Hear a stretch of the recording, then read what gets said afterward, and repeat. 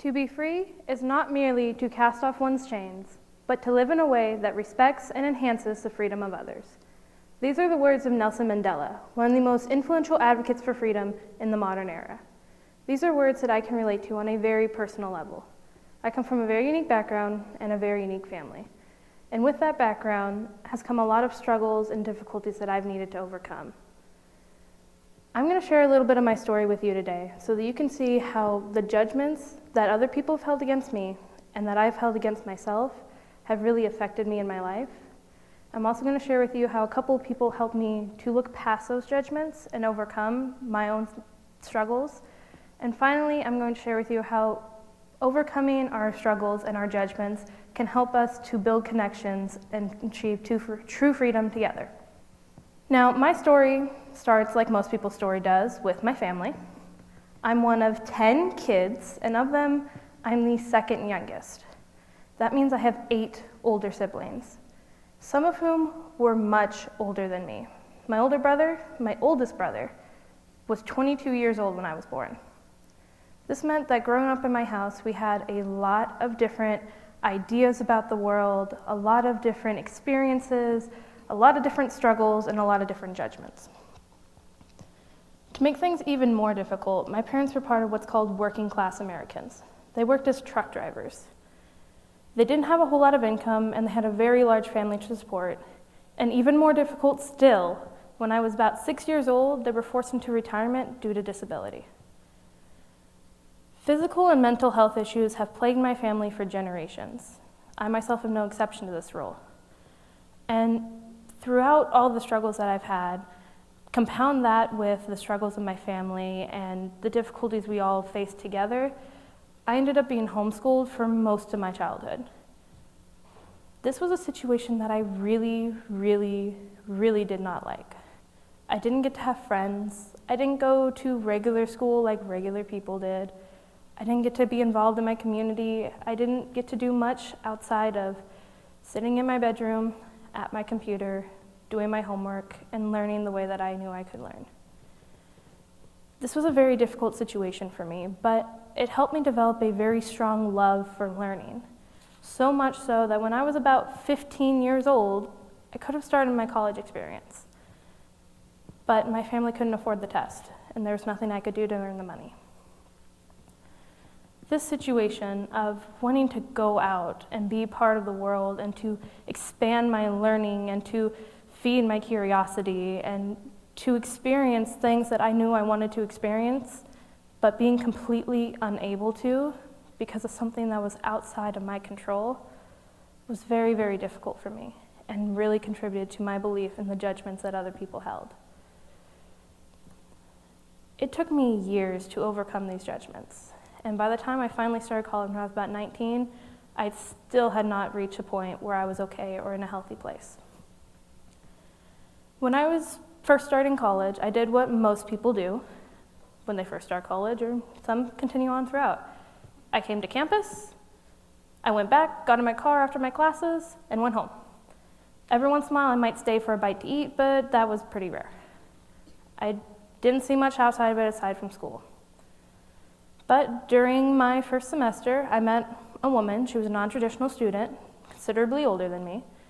And I remember within the first couple of weeks, walking into one of our classes, and she was sitting at a computer, and she couldn't figure out how to get it turned on.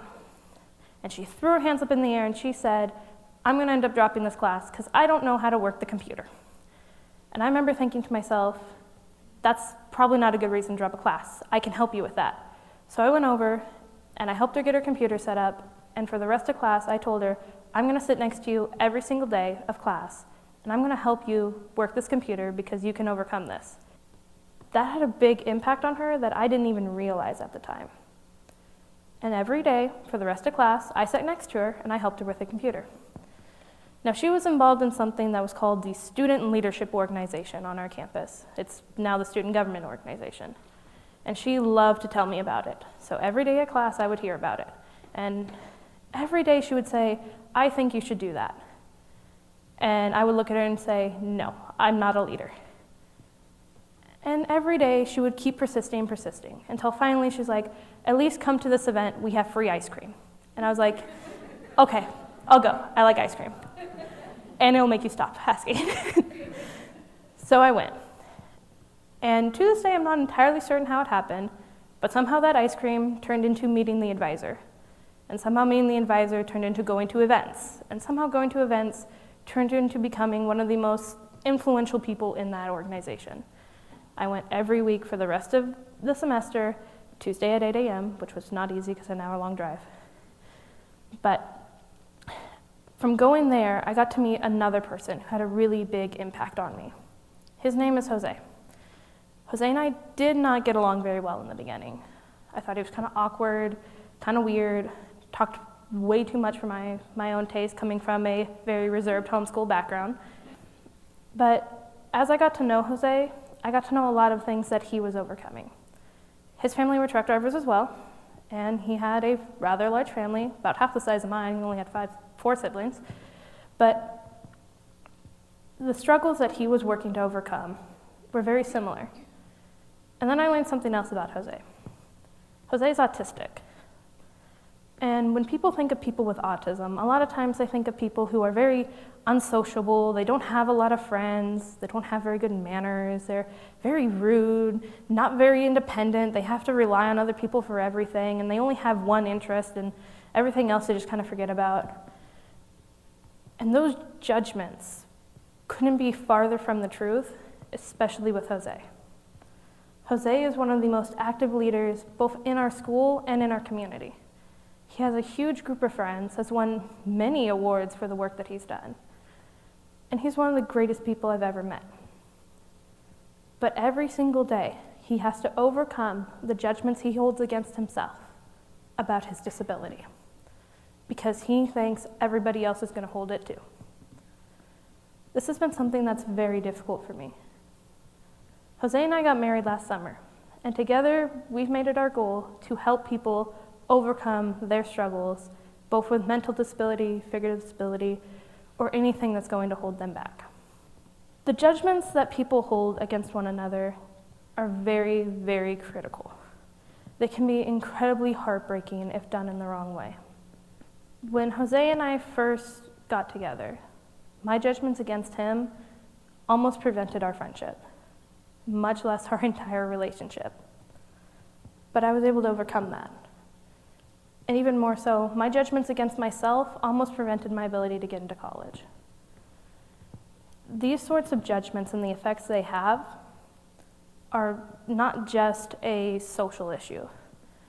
They're documented in many different ways, including in psychiatry. Matter of fact, the World Psychiatry Organization once said that people with mental disabilities or any disability tend to have 2 times the amount of struggle when they have it, because not only are they dealing with the difficulty of their symptoms, but they're also dealing with the difficulty of judgments and stereotypes of people hold against them. This is a very, very difficult issue for most people to think about. We do not like to think about how our judgments can affect other people, but they do. And even more so, they affect us. It is a very broad sociological issue. Susan Fiske, a sociologist from Princeton University, once said on National Public Radio that once you've categorized somebody, everything they do conspires to fit them into that box that you hold. No matter what they do, it could be something as nice as smiling at you in the hallway. You will fit them into whatever box you feel they belong in. If you think somebody is bad, that smile is just a fake smile waiting for something bad to happen. They're going to stab you in the back somehow. If you think they're good, that smile could mean they're about to give you money. You never know. But your brain automatically will put things into boxes and make them fit. And it's very, very difficult to get them out once you believe that. This means that if you believe somebody is no more than a mental disability, a physical disability, a family issue, whatever background they may have, that's how you begin to see them. It's been about 12 years since Susan Fiske went on the radio and said that. I believe that we've reached a point where we can overcome these struggles, but it's going to take effort. We have to look inside ourselves and be willing to reassess what boxes things belong in, if they even belong in boxes at all. We have to reach into those boxes and pull things out. We have to reevaluate them. We have to reevaluate ourselves. Because we live in a country where self-loathing is probably at the highest rate it's ever been, and is very, very sad.